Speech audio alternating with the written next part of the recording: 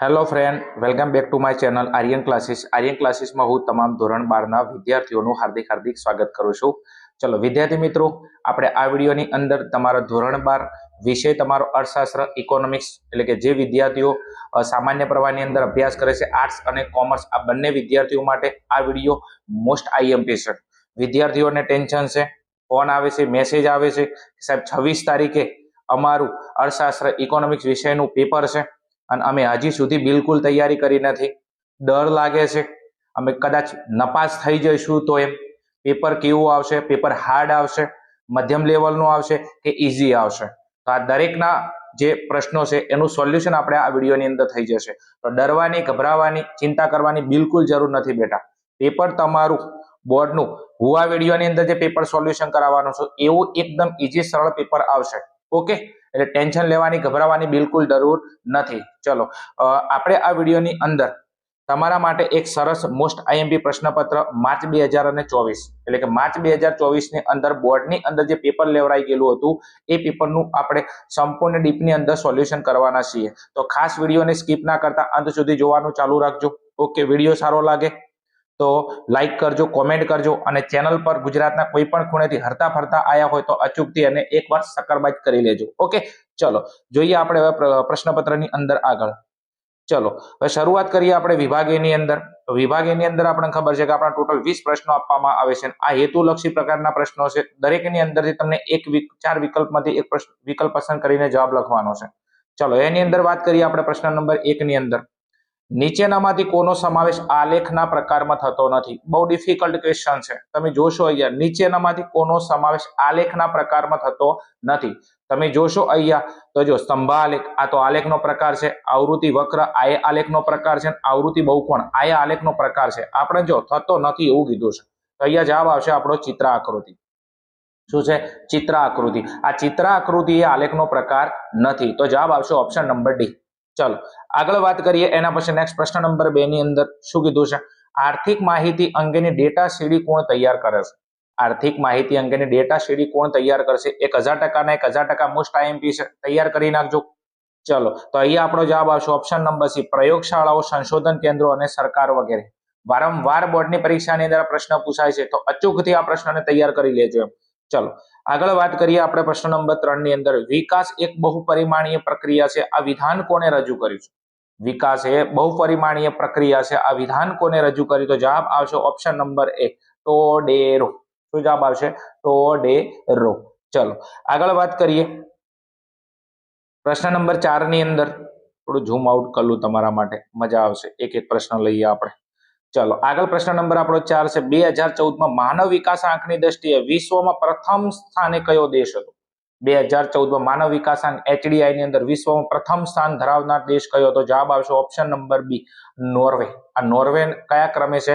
પ્રથમ સ્થાને છે. અને નોર્વેનો માનવ વિકાસ આંક તમને પૂછી લે, મોસ્ટ આઈએમપી યાદ રાખજો, બાજુની અંદર 0.944. નોર્વેનું સ્થાન પ્રથમ છે અને પ્રથમ સ્થાને નોર્વેનો માનવ વિકાસાંક છે 0.944. હવે આની અંદર તમને છેલ્લા નંબરે પૂછે, આ પ્રથમની સ્થાને છેલ્લા નંબરે, તો છેલ્લા નંબરની અંદર આવશે નાઇજર. કયો દેશ આવશે? નાઇજર. અને નાઇજરનો માનવ વિકાસાંક છે 0.348. ક્લિયર? ચલો એના પછી તમને ભારત પૂછી લે, મોસ્ટ આઈએમપી કે ભારત. ઓકે, તો ભારત 130મા ક્રમે છે. ભારતનો ક્રમ પૂછે તો માનવ વિકાસાંકમાં કયો? 130મો ક્રમ છે. અને ભારતનો માનવ વિકાસાંક પૂછે તો 0.609. ઓકે, હવે આની અંદર આના બારનું ના પૂછાય બેટા, આટલા પ્રશ્નો તૈયાર કરી નાખો, ઇનફ છે. ચલો જોઈએ આગળ. એના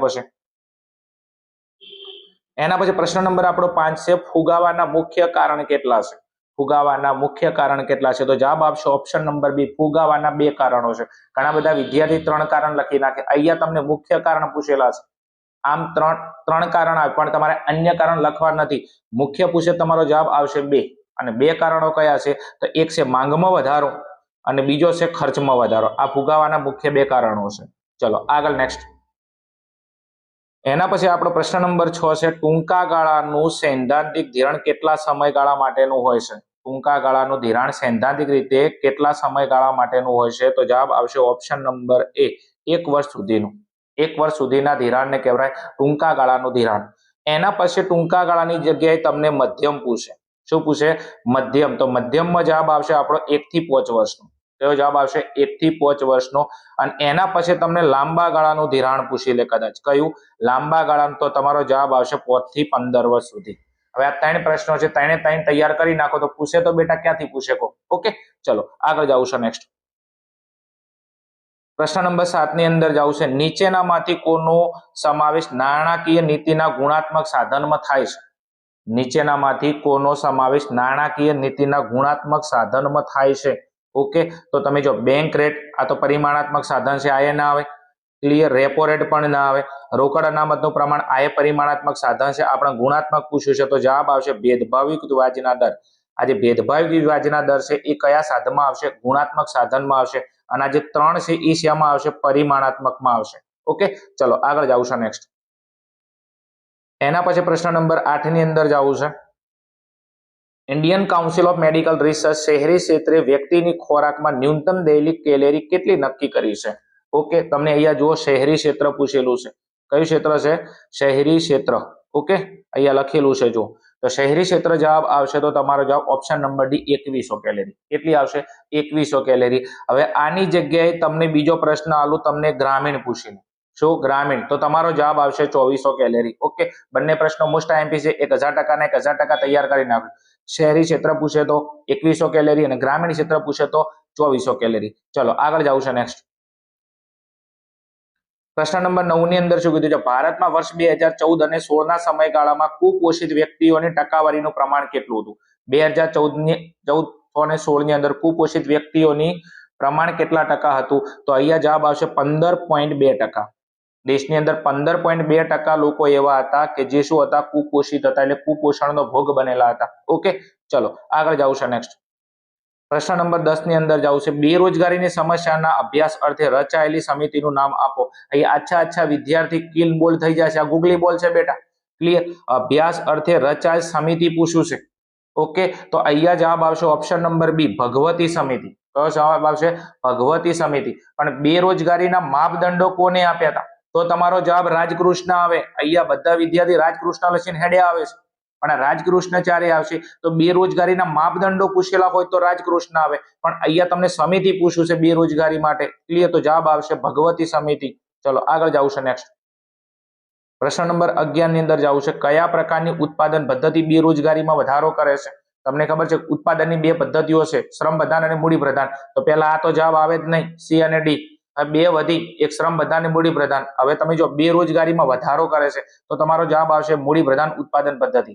એનું કારણ છે કે મૂડી પ્રધાન ઉત્પાદન પદ્ધતિમાં યંત્રો અને સાધનોનો ઉપયોગ થાય છે, જેના કારણથી શ્રમિકોને શું નથી મળતી? રોજગારી નથી મળતી. એના કારણથી લોકો બેરોજગાર બની જાય છે. જો બેરોજગારીમાં વધારો કરે છે જવાબ આવશે મૂડી પ્રધાન ઉત્પાદન પદ્ધતિ. પણ તમને બેરોજગારીમાં ઘટાડો પૂછી લે, શું પૂછી લે? ઘટાડો પૂછી લે તો શ્રમ પ્રધાન ઉત્પાદન પદ્ધતિ જવાબ આવશે. ચલો આગળ જાવું છે નેક્સ્ટ.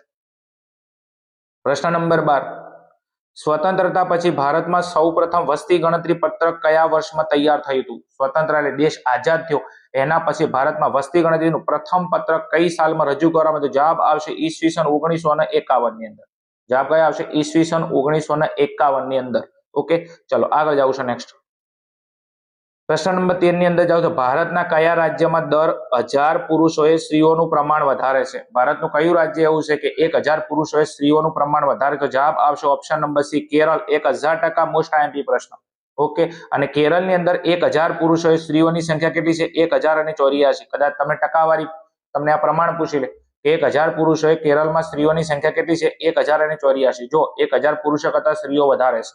ચલો હવે આની અંદર તમને બીજો પ્રશ્ન પૂછી લે, ભારત કે ભારતની અંદર 1000 પુરુષોએ સ્ત્રીઓનું પ્રમાણ કેટલું છે? જો તમને ભારત પૂછે તો તમારો જવાબ આવશે 940. અને આની જગ્યાએ તમને ગુજરાત પૂછે, આપણે ગુજરાત નહીં એટલે ગુજરાત પૂછે. ઓકે, એની અંદર કોઈ શંકા કાચી ડાઉટ ના હોવો જોઈએ. અને ગુજરાતમાં પૂછે તો તમારો જવાબ આવશે 918. ભારતમાં પૂછે તો 1000 પુરુષોએ 940 સ્ત્રીઓ, ગુજરાતમાં 1000 પુરુષોએ 918 સ્ત્રીઓ છે. ઓકે, ચલો આગળ નેક્સ્ટ. પ્રશ્ન નંબર આગળ 14મો છે આપણો, ભારતમાં કૃષિ સંશોધન કરતી સંસ્થા કઈ છે? સ્ટાર વાળો પ્રશ્ન છે, તૈયાર કરી નાખજો. ભારતમાં કૃષિ સંશોધન કરતી સંસ્થા કઈ છે? તો જવાબ આવશે ICAR. કયો જવાબ આવશે? ICAR, Indian council of agriculture research. ચલો નેક્સ્ટ આગળ જાઉં છું. પ્રશ્ન નંબર 15 ની અંદર આજના સમયમાં વિદેશી વેપારમાં કયું સાધન વધુ ગતિશીલ બન્યું છે? આજના સમયમાં વિદેશી વેપારમાં કયું સાધન વધુ ગતિશીલ બન્યું છે? તો જવાબ આવશે ઓપ્શન નંબર સી, નિયોજન શક્તિ. હવે તમારી જોડે ગાઈડ હોય ને તો ગાઈડની અંદર આ પ્રશ્ન ખોટો આપેલો છે. ક્લિયર કે વિદેશી વેપારમાં કયું સાધન વધુ ગતિશીલ, તો તમારા ગાઈડમાં મૂડી આપેલું છે પણ મૂડી જવાબ નહીં આવે. ઓકે, આજના સમયમાં વિદેશી વેપારમાં કયું સાધન વધુ ગતિશીલ બન્યું છે? તો જવાબ આવશે નિયોજન શક્તિ. હવે આ વધુની જગ્યાએ તમને ઓછું પૂછી લે, શું ઓછું, તો તમારો જવાબ આવશે શ્રમ. શું આવશે? શ્રમ. વધુ ગતિશીલ પૂછે તો નિયોજન શક્તિ અને ઓછું પૂછી લો તો જવાબ આવશે શ્રમ. નેક્સ્ટ આગળ પ્રશ્ન નંબર 16 ની અંદર જાવ છે. લેણ દેણની તુલનાના પ્રકાર કેટલા છે? લેણ દેણની તુલનાના પ્રકાર કેટલા છે? 1000% ને 1000% મોસ્ટ આઈએમપી પ્રશ્ન છે. તો લેણ દેણની તુલના બે પ્રકારો છે. કેટલા પ્રકારો છે? બે. એક છે સમતોલ લેણ દેણની તુલના અને બીજું છે અસમતોલ લેણ દેણની તુલના. લેણ દેણની તુલના બે પ્રકાર, એક સમતોલ અને અસમતોલ. વિભાગ તમને બી માં કામ લાગે એવો પ્રશ્ન છે. હવે એની જગ્યાએ તમને લેણ દેણની તુલના પ્રકારની જગ્યાએ ખાતા પૂછી લે. કેટલા ખાતા પૂછી લે કે લેણ દેણની તુલના ખાતા કેટલા છે, તોય જવાબ તમારો બે જ આવશે. અચ્છા વિદ્યાર્થીઓ ક્લીન બોલ્ડ થઈ જાય છે. લેણ દેણની તુલના પ્રકાર પૂછે તો એ બે, ખાતા પૂછે તો એ બે. અને ખાતા પૂછે તો બે કયા? તો એક છે આપણું મૂડી ખાતું, બીજા નંબરમાં છે આપણું ચાલુ ખાતું. ઓકે ને? ઓકે, ચલો આગળ જાવું છે. નેક્સ્ટ પ્રશ્ન નંબર 17 ઉપર જાવું છે. અગરબત્તી ઉદ્યોગ એ કયા ઉદ્યોગનું ઉદાહરણ છે? અગરબત્તી ઉદ્યોગ એ કયા ઉદ્યોગનું ઉદાહરણ છે? 1000% ને 1000% લસીને આલું. ઓકે, 26 તારીખે તમારો આ પ્રશ્ન પરીક્ષામાં હશે. તમને થોડા બે ત્રણ ઉદાહરણ આપો, ખાલી તૈયાર કરી નાખજો. અગરબત્તી ઉદ્યોગ એ કયા ઉદ્યોગનું ઉદાહરણ? તો જવાબ આવશે ગૃહ ઉદ્યોગ. કયો ઉદ્યોગ આવશે? ગૃહ ઉદ્યોગ.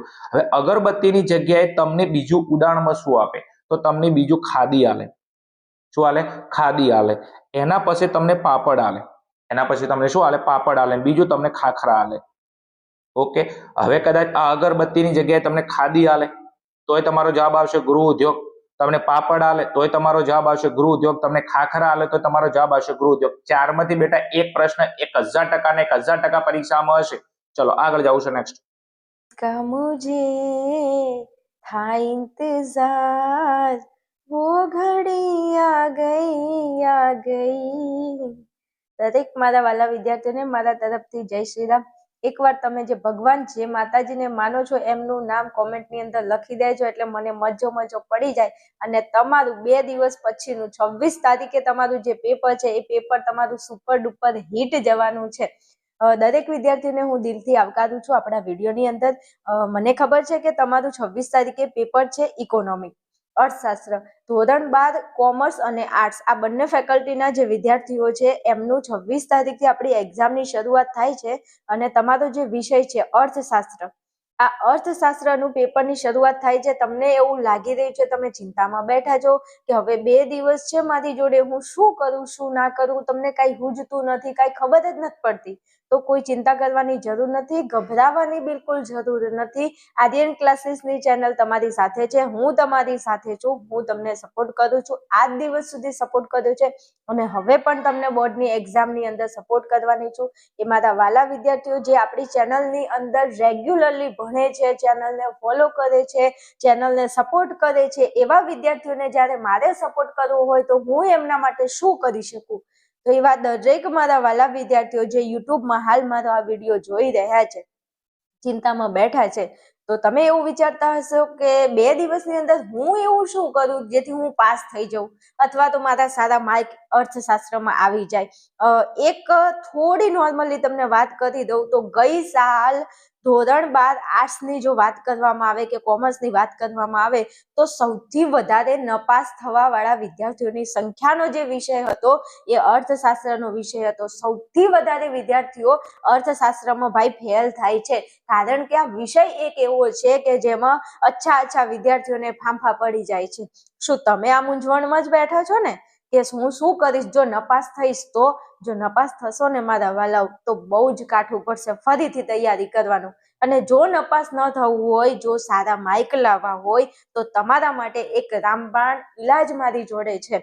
જે ગુજરાતના હજારો વિદ્યાર્થીઓ આ કામ કરીને બેસી ગયા છે અર્થશાસ્ત્રમાં. શું તમે આમાંથી બાકાત રહી ગયા છો? તો હું તમને જણાવવા માંગુ છું કે આપણું આર્યન ક્લાસીસ એપ્લિકેશન છે અને આપણા એપ્લિકેશનની અંદર વિદ્યાર્થીઓ તમારો જે વિષય છે અર્થશાસ્ત્ર, આ અર્થશાસ્ત્ર વિષયના મેં 6 પ્રશ્નપત્રો બનાવેલા છે અને આ 6 પ્રશ્નપત્રની અંદર તમને વિભાગ એ, વિભાગ બી અને વિભાગ સી વિથ સોલ્યુશન 6 પેપરના વિભાગ એનું સોલ્યુશન આપેલું છે, 6 પ્રશ્નપત્રના વિભાગ બી અને વિભાગ સી નું સોલ્યુશન, વિડીયો સોલ્યુશન સાથે તમને આ પેપર સેટ મળે છે. જો તમારે કોઈ ચિંતા ના કરવી હોય, કોઈ ટેન્શન ના લેવું હોય તો હજુ 2 દિવસનો ટાઈમ છે. 2 દિવસની અંદર તમારું મગજ કોઈ જગ્યાએ લગાયા વગર તમે આપણા આ 6 પ્રશ્નપત્રની ખાલી ને ખાલી તૈયારી કરી લેશો તો તમને એમાંથી 90 ગુણનું બેઠું પેપર મળી જવાનું છે. આપણા આ જે એપ્લિકેશનની અંદર આપણું જે અર્થશાસ્ત્ર વિશે આપણા જે સાહેબ ભણાવે છે, જે સર ભણાવે છે, એમની જોડે જે વિદ્યાર્થીઓ ઓફલાઈનમાં ભણે છે એમને બોર્ડની એક્ઝામમાં 100 માર્કના પેપરમાંથી 100 માંથી 100 ગુણ આવ્યા છે વિદ્યાર્થીઓને. ઘણા વિદ્યાર્થીઓ એવા છે જેમને 100 માંથી 99, 95 માર્ક આવેલા છે. તો એમના અનુભવના આધારે આ પેપર સેટ ડિઝાઇન કરેલો છે. એટલે જો કોઈ ચિંતા ના કરવી હોય, કોઈ ટેન્શન ન લેવું હોય તો તમે ફટાફટ આપણા એપ્લિકેશનને ડાઉનલોડ કરી લો. આ વિડીયોની નીચે ડિસ્ક્રિપ્શનમાં એપ્લિકેશનની લિંક આપેલી છે. લિંક ઉપર જઈને આ તમે આપણું એપ્લિકેશન ડાઉનલોડ કરી રજીસ્ટર કરી લો અને આ પેપર સેટ ખરીદીને તમે ભણી શકો છો. એકદમ નોર્મલ પ્રાઇસ 99 રૂપિયાની અંદર તમને આખો પેપર સેટ મળી જાય છે એબીસી ના સોલ્યુશન સાથે. કહેવાય ને કે પીઝા કરતા ઓછી પ્રાઇસની અંદર ઓનલી ફોર 99 માં 6 પેપર એની સાથે એબીસી નું સોલ્યુશન પણ તમને મળી જાય છે. હવે બધી વાત સાચી, પણ બેન અમારે તમારી જોડે કોન્ટેક્ટ કેવી રીતે કરવું? તો અહીંયા તમને સરસ મજાનો મારો કોન્ટેક્ટ નંબર આપેલો છે. આ નંબર ઉપર તમે મને ફોન મેસેજ કરીને વધારે માહિતી મેળવી શકો છો. ઓકે મારા વાલાઓ, ચલો કોઈ વધારે હવે ડિસ્કસ નહીં, ફટાફટ તમે આ વિડીયોની અંદર આગળ વધવાનો છો. એકવાર વિડીયોને અંત સુધી જોઈ લેજો.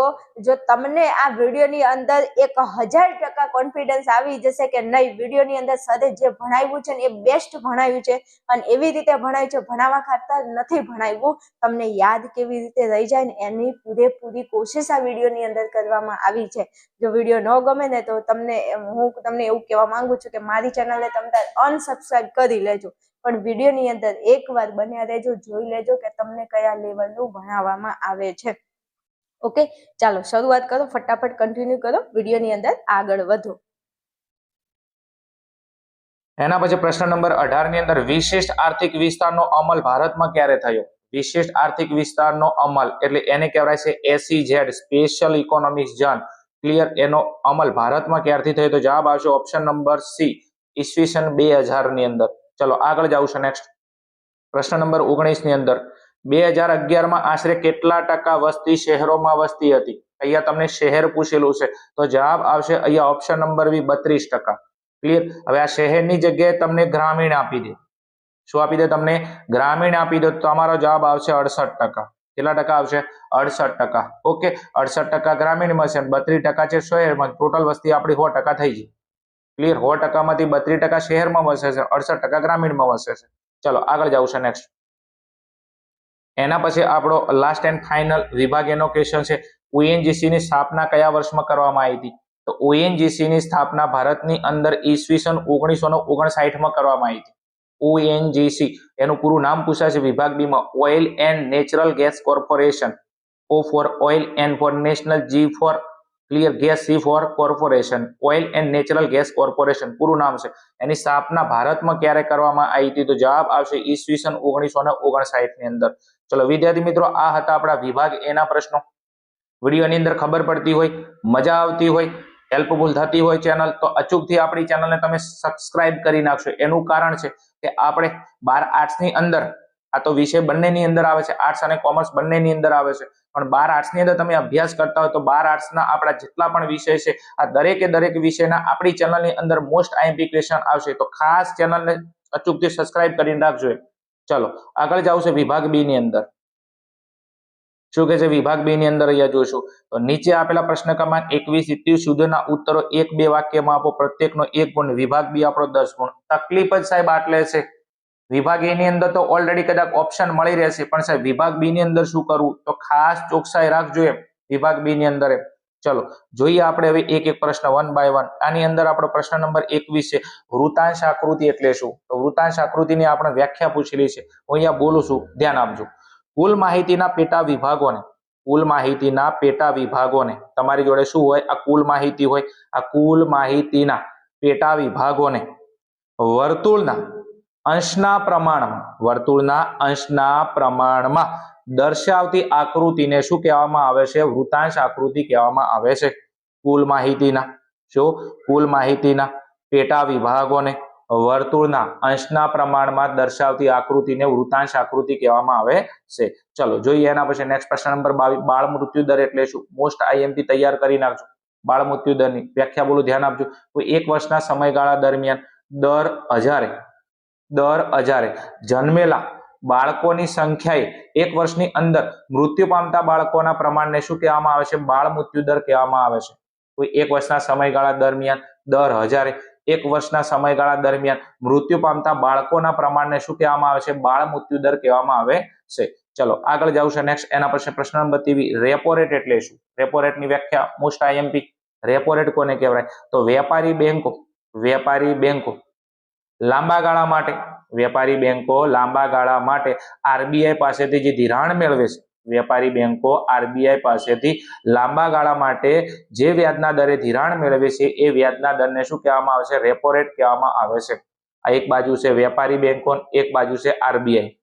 આ વેપારી બેંકોને નાણાંની પૈસાની જરૂર પડે તો આ વેપારી બેંકો કોની જોડે જાય? આરબીઆઈ જોડે.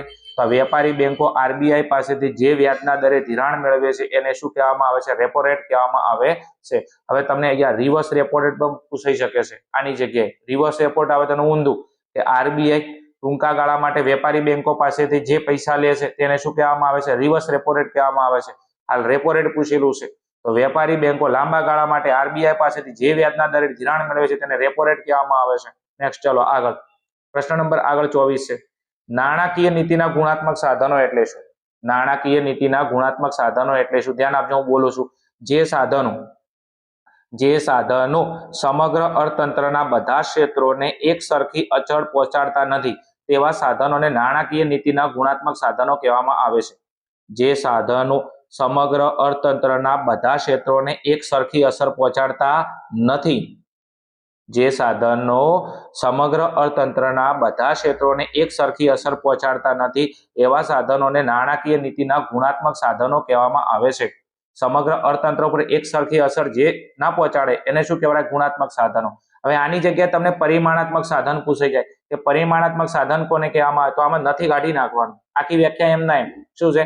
જે સાધનો સમગ્ર અર્થતંત્રના બધા ક્ષેત્રોને એક સરખી અસર પહોંચાડતા હોય એને કહેવાય પરિમાણાત્મક અસર, અને જે સાધનો સમગ્ર અર્થતંત્રના બધા ક્ષેત્રોને એક સરખી અસર પહોંચાડતા નથી એને શું કહેવાય? નાણાકીય નીતિના ગુણાત્મક સાધનો.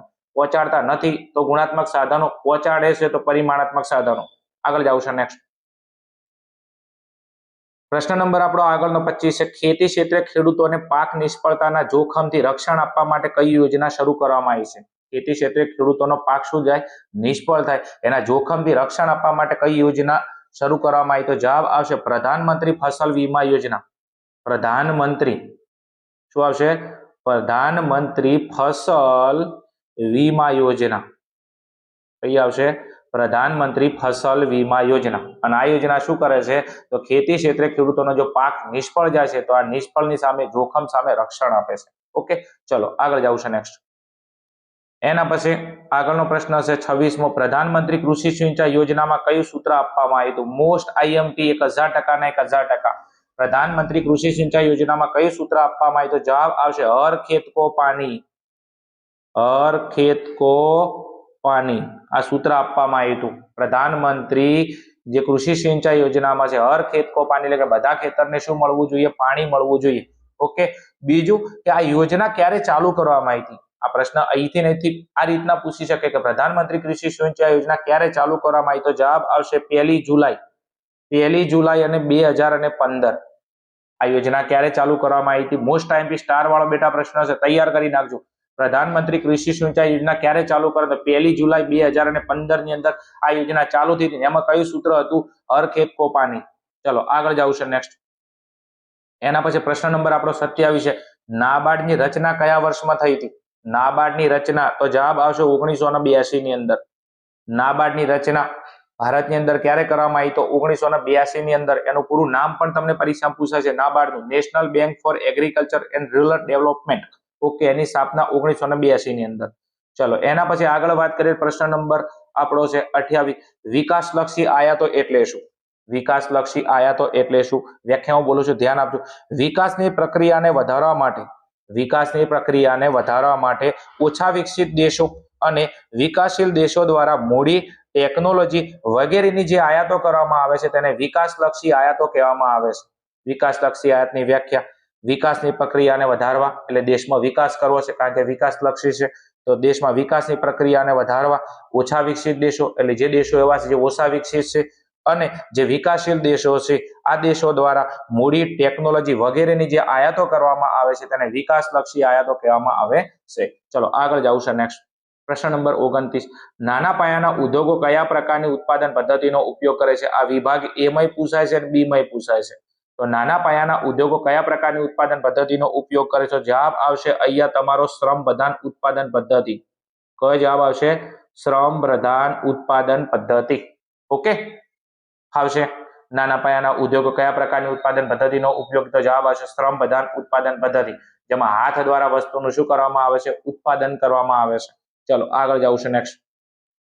એના પછી પ્રશ્ન નંબર આપણો 30 છે. ઓએનજીસી નું પૂર્ણ નામ આપો. જો વિભાગ એ ની અંદરોની સ્થાપના પૂછી હતી તો આપણો જવાબ કેટલો આવ્યો? તો 1959. ઓએનજીસી. હવે અહીંયા ઓએનજીસી નું પૂરું નામ તમને પૂછેલું છે તો જવાબ આવશે oil and natural gas corporation. જવાબ શું આવશે? Oil and natural gas corporation. Okay, એની સ્થાપના 1959. O એટલે ઓઇલ, N એટલે નેશનલ, G એટલે ગેસ અને C એટલે corporation. Oil and natural gas corporation આ ઓએનજીસી નું પૂરું નામ છે. ચલો વિદ્યાર્થી મિત્રો, આ હતા આપણા વિભાગ બી ના પ્રશ્ન નંબર 21 થી 30 સુધીના પ્રશ્નો. ઓકે, હવે આપણે જઈશું આગળ વિભાગ સી ની અંદર. ચલો વિભાગ સી ને ફટાફટ તમે પ્રશ્નો જોઈ લેશો. હજી સુધી તમે ઇકોનોમિક્સ ની અંદર બિલકુલ તૈયારી કરી નથી તો અહીંયા જે વિભાગ સી ની અંદર જે પ્રશ્નો આપેલા છે તમારા માટે મોસ્ટ આઈએમપી પ્રશ્નો છે. આ પ્રશ્નપત્રને તમે મોસ્ટ આઈએમપી પ્રશ્નપત્ર તરીકે ઉપયોગ કરી શકો છો. ચાલો 31મો પ્રશ્ન તમને અહીંયા આપેલો છે. 32, 33. પ્રશ્ન નંબર તમારો 34 છે. આર્થિક વિકાસના નિર્દેશકો કયા કયા છે એની યાદી આપો તમે. જો આર્થિક વિકાસના તમને ખબર છે કે 4 નિર્દેશકો છે. કેટલા છે? 4.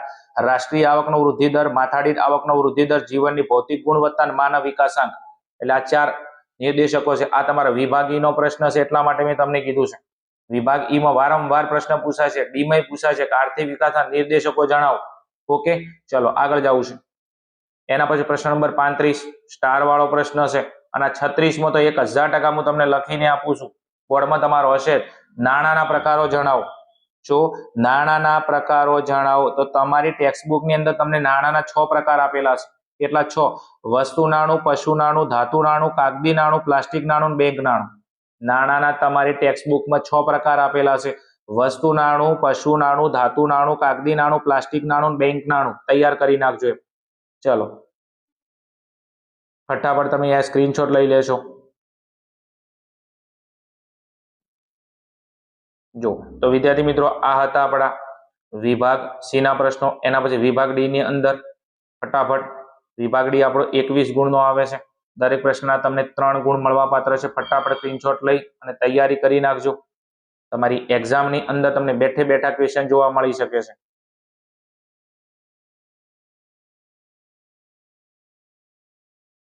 વિદ્યાર્થી મિત્રો, આ તો ખાસ હો. પ્રશ્ન નંબર 55 તફાવતો તૈયાર કરીને જ જાજો.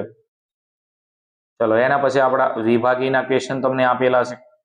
ઓકે, પ્રશ્ન નંબર 57, 58, 59, 60. ઓકે, ચલો એના પછી નેક્સ્ટ 61, 62 અને 63 નો તમારા બધાનો પ્રિય પ્રશ્ન છે આલેખનો પ્રશ્ન. તો વિદ્યાર્થી મિત્રો, આ હતું આપણું બોર્ડ 2024 નું એક મોસ્ટ આઈએમપી પ્રશ્નપત્ર. તો ખાસ દરેકે દરેક વિભાગની અંદર જે પ્રશ્નો આપેલા છે મોસ્ટ આઈએમપી પ્રશ્નો છે, તો ખાસ તમે આ પેપરને તૈયાર કરીને એક્ઝામ આપવા માટે જજો. બીજું, આપણી ચેનલની અંદર વિભાગ એ, વિભાગ બી, વિભાગ સી, ઓકે, તો આ દરેકના વિષયના દરેકે દરેક વિભાગના આપણા પ્રશ્નો આપણી ચેનલની અંદર અપલોડ કરવામાં આવેલા છે, તો ખાસ તમે વિડીયો ના જોયો તો જોઈને તમે તૈયારી કરી શકો છો. ઓકે, ચલો મળીશું આપણે આવા જ કોઈ પ્રશ્નપત્રના સોલ્યુશન સાથે. ત્યાં સુધી જોતા રહો અમારી channel Aryan classes. Okay, thank you. જય ભારત તથાસ્તુ.